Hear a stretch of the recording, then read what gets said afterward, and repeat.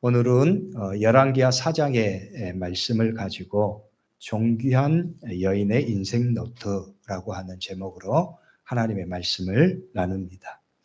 오늘 나누는 이 말씀은 지난 주간에 생명의 삶 큐티의 말씀 중에 한 부분이었습니다. 이 말씀을 지난 주간에 새벽 예배를 통해서 말씀을 나누면서 이 말씀을 우리 성도들과 함께 나누었으면 좋겠다. 그런 마음을 하나님께서 주셔서 오늘 주일 예배를 통해서 여러분과 함께 이 말씀을 나눕니다. 시간 관계상 일부의 말씀만 우리가 나누었지만 8절부터 37절까지 전반적인 내용, 수냄 여인에 대한 하나님의 말씀을 함께 나누려고 합니다. 오늘 본문의 말씀은 수냄 여인에게 하나님께서 은혜의 사건을 주신 일을 기록하고 있습니다. 그리고 이 말씀은 동시에 우리에게 믿음의 도전을 줍니다. 왜냐하면 수냄 여인을 통해서 하나님의 말씀은 우리의 믿음의 모범을 분명하게 보여주시기 때문이지요. 수냄 여인은 하나님의 선지자 엘리사를 극진히 섬겼습니다. 그런 여인에게 하나님은 큰 은혜를 베풀어 주셨습니다.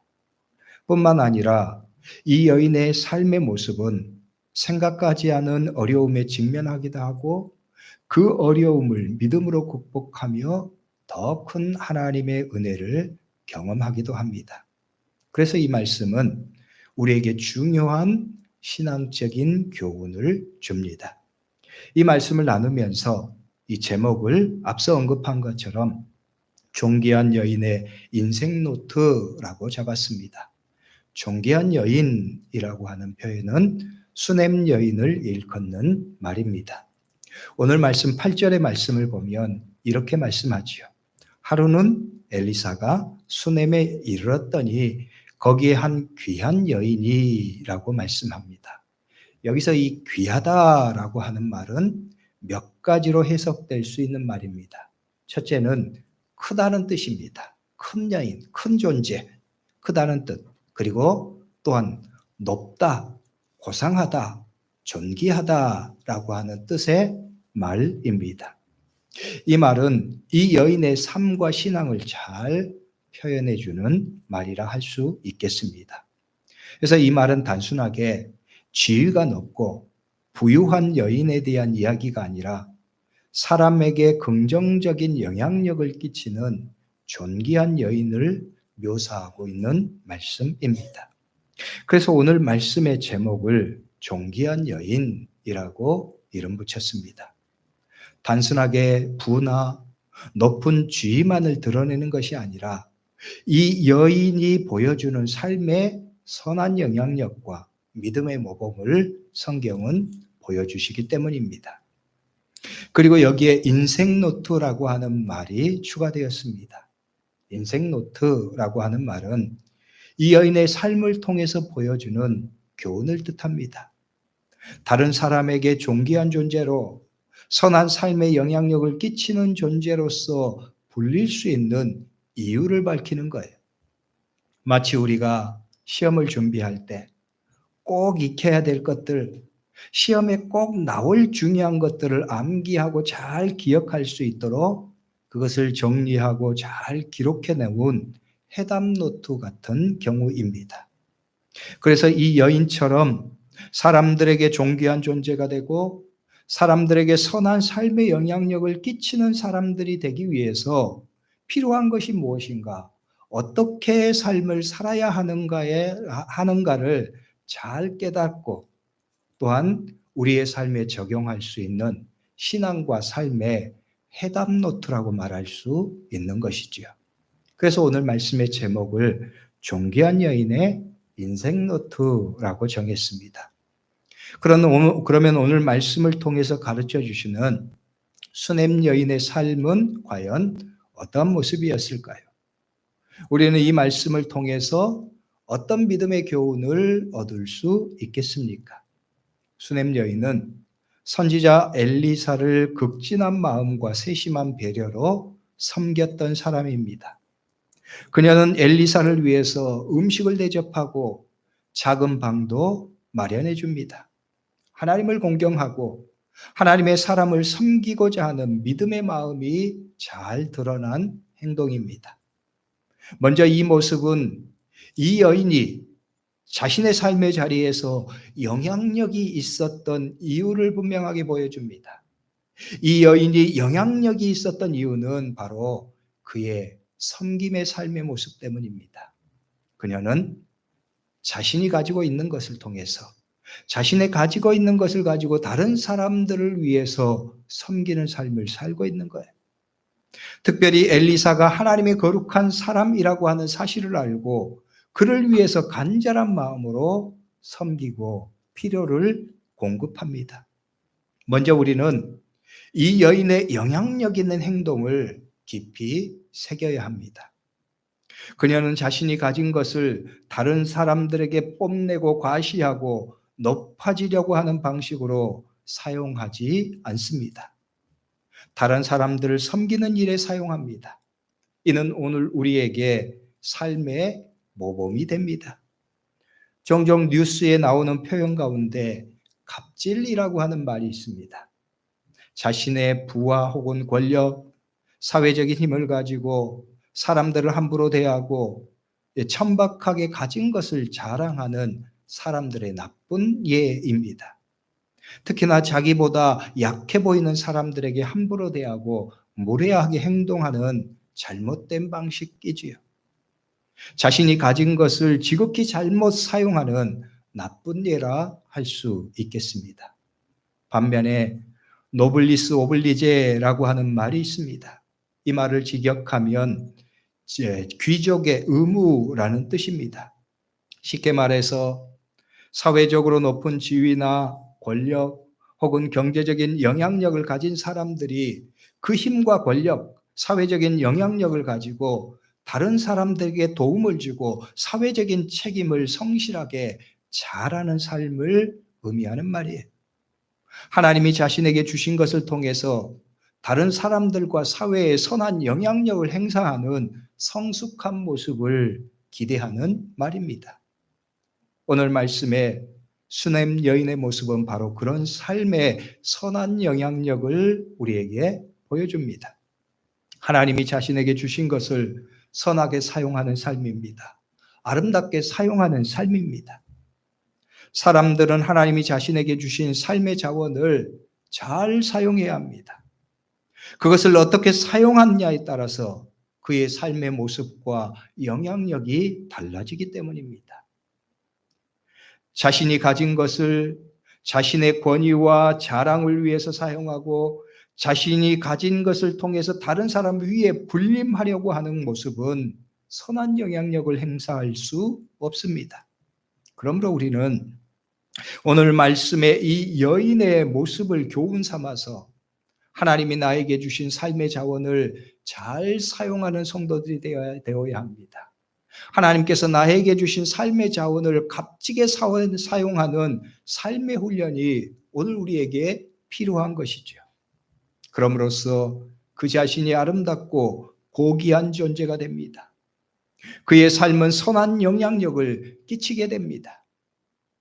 예수님은 우리에게 빛과 소금이 되라고 말씀하셨습니다. 빛과 소금이 되는 것은 다른 말로 하면 선한 영향력을 끼치는 것입니다. 내 삶의 자리에서 선한 영향력을 끼치는 삶을 말씀하는 거예요. 하나님이 나에게 주신 삶의 자원들을 아름답게 잘 사용함을 통해서 다른 사람들에게 선한 영향력을 끼치는 삶입니다. 그리고 이를 통해서 하나님의 영광을 드러내는 삶을 사는 거예요. 예수님은 말씀하십니다. 마태복음 5장 16절의 말씀입니다. 이같이 너희 빛이 사람 앞에 비치게 하여 그들로 너희 착한 행실을 보고 하늘에 계신 너희 아버지께 영광을 돌리게 하라. 너희 빛을 사람 앞에 비추게 하여 하늘에 계신 너희 아버지께 영광을 돌리게 하라. 오늘 말씀에 수넴 여인의 삶이 그러했습니다. 그래서 그는 존귀한 여인이라고 하는 아름다운 이름으로 불려집니다. 성도 여러분, 여러분도 그런 삶을 사실 수 있기를 주의 이름으로 축복합니다. 하나님이 나에게 주신 삶의 자원들을 힘이나 부나 명예나 물질이나 모든 삶의 자원들을 통해서 사람들을 섬기고 선한 삶의 영향력을 끼치는 삶을 살아가는 거예요. 그리고 그 결과로서 하나님의 영광을 드러내는 삶을 살아가는 것이죠. 성경은 오늘 말씀을 통해서 그런 삶의 모습을 존귀한 자라고 부르고 있습니다. 오늘 우리가 믿음으로 결단하면서 살아갈 삶의 모습인 거예요.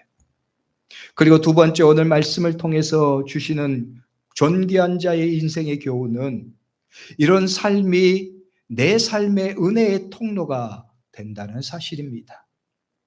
엘리사는 자신을 위해 전심으로 섬기는 이 여인의 필요를 살핍니다. 감동의 마음이 이 사람의 필요를 어떻게 해서든지 살피고 도와주려고 하는 마음을 갖게 만드는 거예요. 이는 한마디로 말하면 은혜의 선순환입니다. 섬기고 사랑하고 베푸는 삶을 통해서 다른 사람들도 감동하고 서로가 서로를 돕고 협력하고자 하는 마음이 들게 하는 거예요. 이런 모습이 은혜의 선순환입니다. 좋은 일이 더욱더 확장되는 삶입니다. 반면에 반대의 안 좋은 악순환 또한 우리의 삶에서 봅니다. 부정적인 행동과 반응이 또 다른 부정적인 반응을 낳습니다. 그러다 보면 안 좋은 악순환이 계속됩니다. 그런 공동체, 그런 개인은 하나님이 주신 은혜를 까먹는 삶입니다. 하나님이 자신에게 주신 삶의 자원을 낭비하고 허비하는 삶입니다. 오히려 그것이 악한 열매를 맺습니다. 안 좋은 악순환이 바로 그런 경우이지요. 그러므로 성도 여러분, 우리의 삶, 우리의 공동체는 은혜의 선순환이 있어야 합니다. 그래야 은혜의 공동체이고 생명을 살리는 공동체가 됩니다. 존귀한 사람이라고 불릴 수 있는 사람들이 됩니다. 오늘 수넴 여인은 그의 섬김을 통해서 하나님의 선지자 엘리사의 마음을 감동케 했습니다. 선지자 엘리사는 이 여인의 필요를 전심으로 살핍니다. 그리고 이 여인의 가장 큰 문제, 삶의 문제를 봅니다. 그에게 아들이 없었던 것이지요. 엘리사는 하나님의 감동 가운데 이 여인에게 내년 이맘때 네가 아들을 얻을 것이다 말씀합니다. 여인은 엘리사의 말을 믿지 못합니다. 이는 아들의 문제는 그녀가 어찌할 수 없는 문제임을 알고 있었기 때문입니다. 우리는 여기서 인간의 삶의 한계성을 또한 봅니다. 이 여인은 부유한 환경, 평탄한 삶을 누리고 있었습니다. 그러나 그녀에게도 그녀가 해결할 수 없는 삶의 문제, 삶의 아픔이 있었던 거예요. 바로 아들의 문제입니다. 그녀는 아들의 문제를 그 스스로 해결할 수 없었습니다. 그러하기에 그녀는 자기의 삶에는 아들이 없다고 생각했습니다. 그래서 엘리사의 말에 쉽게 동의할 수 없었습니다. 16절의 말씀이 이렇게 말씀하지요. 엘리사가 이르되 한 해가 지나 이때쯤에 내가 아들을 안으리라 하니 여인이 이르되 아니로소이다. 내 주 하나님의 사람이여 당신의 계집종을 속이지 마옵소서 하니라. 자신이 어찌할 수 없는 삶의 문제 앞에 한없이 약한 인간의 모습을 보여주는 말입니다. 성도 여러분, 그렇습니다. 인간은 누구나 자신이 해결할 수 없는 삶의 문제, 삶의 아픔이 있습니다. 이 여인은 이러한 자신이 해결할 수 없는 아픔이 있었지만 그러나 그녀는 그 삶을 한탄하지 않았습니다. 자신의 아픔 때문에 다른 사람에게 부정적인 감정을 쏟아내지도 않았습니다. 그녀는 이러한 아픔에도 불구하고 섬세한 섬김과 사랑을 베푸는 삶을 살았습니다. 이 여인이 보여주는 인생의 교훈입니다. 존귀한 삶을 위한 인생의 교훈입니다. 그러므로 우리는 우리의 삶의 아픔을 건강한 에너지로 승화시키는 영적인 훈련을 해야 합니다. 삶의 아픔과 문제를 부정적인 에너지로 쏟아내는 방식으로 살아서는 안 되기 때문입니다. 자신의 감정적인 쓰레기들로 다른 사람에게 나쁜 영향을 끼치는 그런 삶을 살아서는 안 되기 때문이에요. 성숙한 삶과 그렇지 못한 삶은 이 모습에서 차이를 보입니다. 어떤 사람은 늘 문제를 일으키고 관계에 악영향을 끼치는 사람이 있습니다. 그런데 그런 사람들을 상담해 보면 내면에 해결되지 못한 상처가 자리하고 있는 경우를 봅니다. 그 상처 때문에 다른 사람과의 관계를 파괴적으로 이끕니다. 내면의 쓴뿌리가 여전히 그의 마음에 자리하고 있습니다. 그 쓴뿌리가 문제를 만들어내고 사람들과의 관계를 파괴하는 거예요. 그런데 어떤 사람은 상처와 아픔을 오히려 자신의 성숙을 위한 도구로 승화시키는 사람이 있습니다. 같은 아픔을 전혀 다른 삶의 열매로 만들어내는 모습입니다. 성숙함은 바로 이런 모습에서 결정됩니다. 이 여인이 존귀한 여인이라고 불릴 수 있었던 것은 바로 이러한 성숙한 삶의 모습 때문입니다.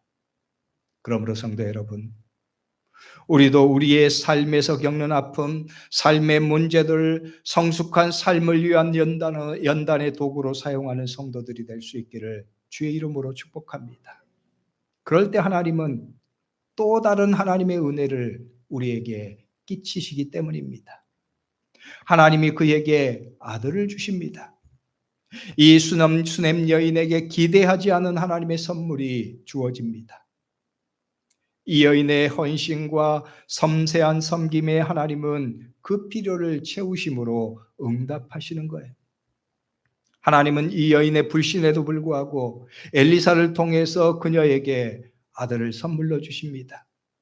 이는 이 아이가 전적으로 하나님의 선물임을 분명하게 보여주는 말씀이에요. 여인의 불신에도 불구하고 하나님이 먼저 그녀에게 행하신 은혜의 사건인 거지요. 이것은 세 번째 존귀한 여인의 인생 노트의 내용입니다. 삶의 아픔을 믿음으로 승화하고 삶의 자리에서 성숙한 믿음의 결실을 맺고자 하는 자에게 하나님께서 주시는 은혜를 보여주는 거예요.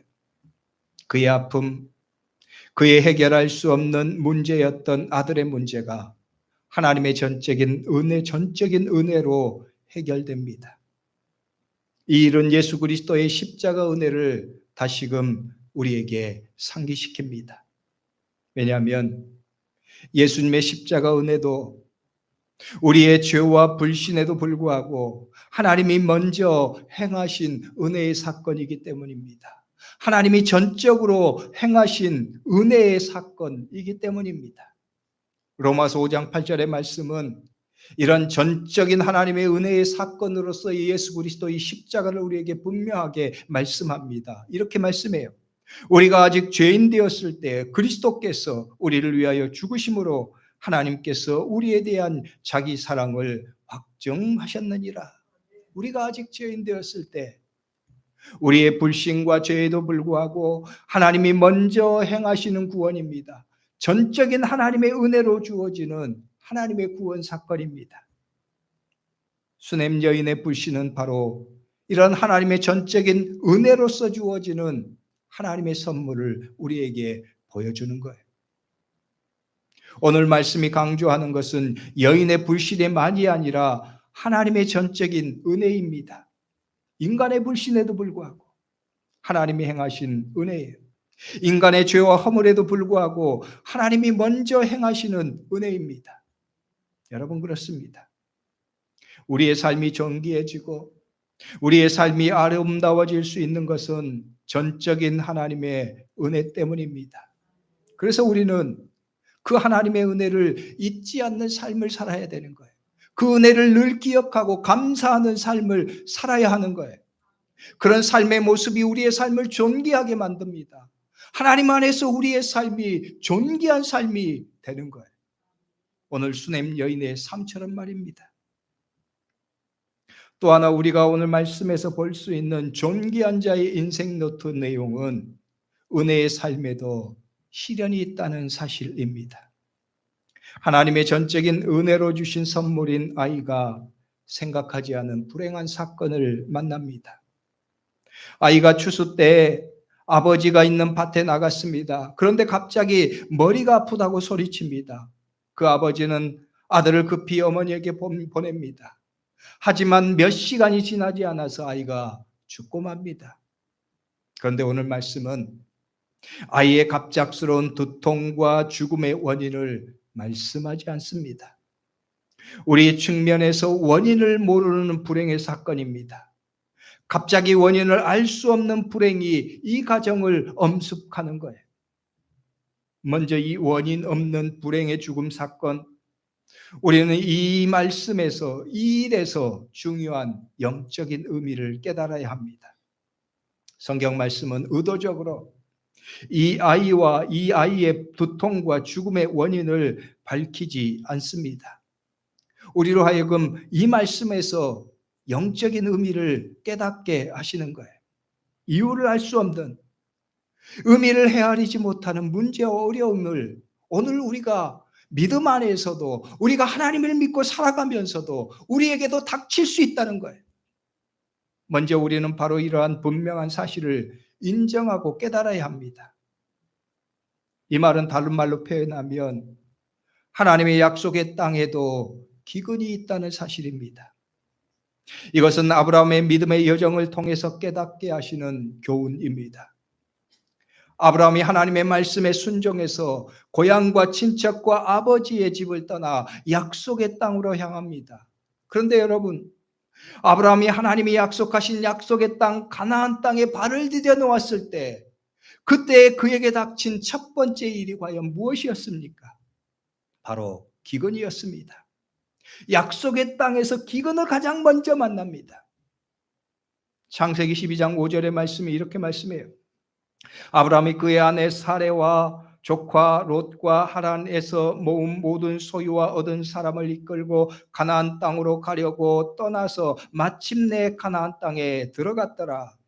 그리고 이어지는 창세기 12장 10절의 말씀은 이렇게 말씀해요. 그 땅에 기근이 들었으므로 아브라함이 애굽에 거주하려고 그리로 내려갔으니 이는 그 땅에 기근이 심하였습니다.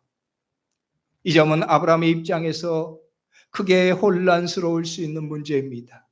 왜냐하면 하나님의 말씀에 순종해서 믿음의 여정을 시작한 결과가 땅의 기근을 직면하는 것이었기 때문입니다.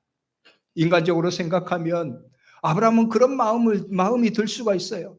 내가 하나님의 말씀에 순종해서 하나님이 이끄신 땅에 왔는데 가장 내가 먼저 직면하는 것이 기근이라니 탄식할 수 있는 거예요. 그러면 그런 마음이 들 수 있겠죠. 그러면 차라리 그냥 하나님에 머물러 있을 것을, 내가 괜히 이곳에 왔나, 그런 생각이 들 수 있는 거예요. 그러나 성경은 아브라함이 하나님께서 이끄시고 약속하신 땅에 이르렀을 때 그가 처음 겪은 것이 그 땅의 기근임을 분명하게 말씀합니다. 이는 아브라함으로 하여금 하나님을 전적으로 신뢰하도록 하는 법을 배우도록 하시는 하나님의 영적인 훈련인 거예요. 오늘 본문의 수넴 여인의 아들이 갑작스러운 원인을 알 수 없는 두통으로 해서 죽음을 맞은 것도 바로 이러한 영적인 측면을 우리가 보아야 하는 거예요. 그런 영적인 측면에서 보면 오늘 이 사건이 약속의 땅에도 기근이 임한다고 하는 하나님의 말씀을 분명하게 우리에게 보여주는 거죠. 또한 이 말씀은 그 이후의 여인의 행동을 통해서 우리에게 믿음을 교훈합니다. 수넴 여인은 이 갑작스럽고 이해할 수 없는 불행 앞에서 두 가지 일을 행합니다. 첫째는 담대한 절제 행동입니다. 그녀는 아이의 갑작스러운 죽음 앞에 마음의 중심이 무너지지 않습니다. 그녀는 우리가 놀라울 정도로 침착하고 정제된 행동을 합니다. 그녀는 아이를 하나님의 사람 침상에 누이고 문을 닫습니다. 성도 여러분, 이 여인이 슬픔이 없어서일까요? 아닙니다. 이 여인은 누구보다도 슬퍼하고 가슴 아픈 사건에 직면해 있습니다. 그 여인에게 이 일은 너무나 아픈 사건입니다. 자신의 생에 포기했던 아들이었습니다. 그러나 선물같이 자신에게 주어진 존재였습니다. 자신의 생명과 같은 아이였어요. 그러나 이 여인은 이 감당하기 힘든 현실 앞에서도 침착하게 모든 일을 잘 수행합니다. 그 이유는 이후의 행동에서 드러나요. 이 여인은 이 일 후에 급히 하나님의 사람을 찾아 길을 떠납니다. 지체하지 않고 엘리사를 찾아갑니다. 이는 이 여인의 우선순위, 믿음의 중요성을 우리에게 보여주시는 말씀이에요. 이 여인은 아이의 죽음을 슬퍼하고 절망하는 것보다 먼저 해야 할 것이 하나님을 찾는 것이다. 하나님의 사람을 찾는 것이다. 분명하게 알고 있었기 때문이에요. 그걸 보여주는 거예요. 그리고 이 여인은 엘리사를 찾아가서 비로소 자신의 슬픔을 그 앞에 토해냅니다. 27절의 말씀이에요. 산에 이르러 하나님의 사람에게 나아가서 그 발을 아는지라 게하시가 가까이 와서 그를 물리치고자 하매 하나님의 사람이 이르되 가만두라 그의 영혼이 괴로워하지만은 여호와께서 내게 숨기시고 이르지 아니하셨도다 하니라. 그의 슬픔을 하나님 앞에 내어놓는 거예요. 그리고 엘리사에게 간청합니다. 나는 당신과 함께 가겠습니다. 당신이 꼭 가셔야 합니다. 당신이 가지 않으면 나는 한 발짝도 움직이지 않겠습니다. 말하는 거예요. 30절의 말씀이에요. 이는 이 여인의 우선순위를 보여주는 거예요. 하나님의 사람이 직접 함께 가는 것은 하나님이 가는 거예요. 하나님의 임재를 구하는 거예요. 이 문제와 시련 앞에서, 이 정망적인 사건 앞에서 그가 먼저 붙잡을 것, 그의 소망의 길은 하나님이시라고 하는 것을 고백하는 거예요. 그 믿음이 있기에 그는 먼저 하나님을 찾는 거예요. 가장 먼저 슬퍼하기 전에, 탄식하기 전에 하나님 앞에 무릎을 꿇는 거예요. 하나님의 은혜를 구하는 거예요. 한마디로 말해서 하나님만이 이 문제 해결할 자시라는 사실을 고백하는 거예요. 그래서 하나님께 간청합니다. 하나님의 은혜를 구합니다. 엘리사는 그 간청대로 함께 갑니다. 그리고 죽은 아이의 몸에 엎드려 아이를 위해서 하나님께 기도합니다. 아이는 기적적으로 살아납니다. 그녀인의 믿음이 기적을 낳습니다. 이는 이 땅에, 하나님의 땅에도 기근이 일어나지만 하나님의 백성들에게 필요한 것은 기근에 대한 두려움이나 탄식이나 원망이 아니라 하나님에 대한 믿음이라고 하는 사실을 우리에게 보여주시는 거예요. 성도 여러분, 그렇습니다.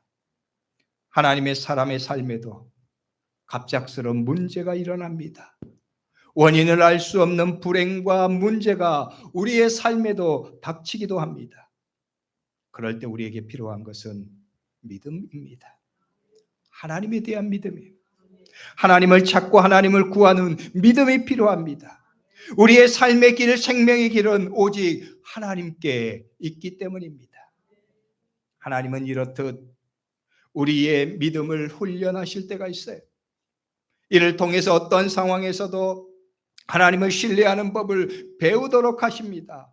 때로는 생각하지 않은 문제와 이유를 알 수 없는 삶의 시련 앞에서도 하나님을 신뢰하는 믿음의 법을 배우게 하시는 거예요. 바로 이런 삶이, 바로 이 믿음으로 살아가는 삶이 그 인생을 존귀하게 만드는 거예요. 하나님의 사람을 존귀한 사람으로 불려질 수 있는 믿음의 사람으로 하나님께서 만드시는 거예요. 이 여인이 바로 그 믿음을 가지고 있습니다. 그 믿음으로 삶의 시련을 대처합니다. 하나님을 구합니다. 그리고 하나님께로부터 오는 은혜를 얻습니다. 그런 믿음이 그녀를 존귀한 여인으로 만드는 거예요. 하나님은 오늘 그녀를 존귀한 여인이라고 부르시고 계십니다. 성도 여러분, 여러분도 하나님께 존귀한 사람이라고 불려질 수 있기를 주의 이름으로 축복합니다.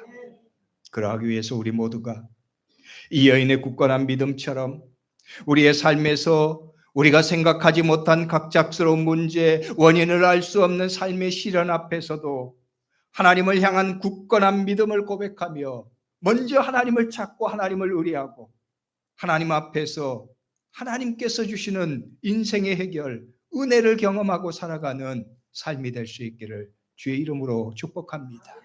그것이 하나님께서 바라시고 그것이 하나님께서 이름 붙이신 존귀한 인생의 인생 비결입니다.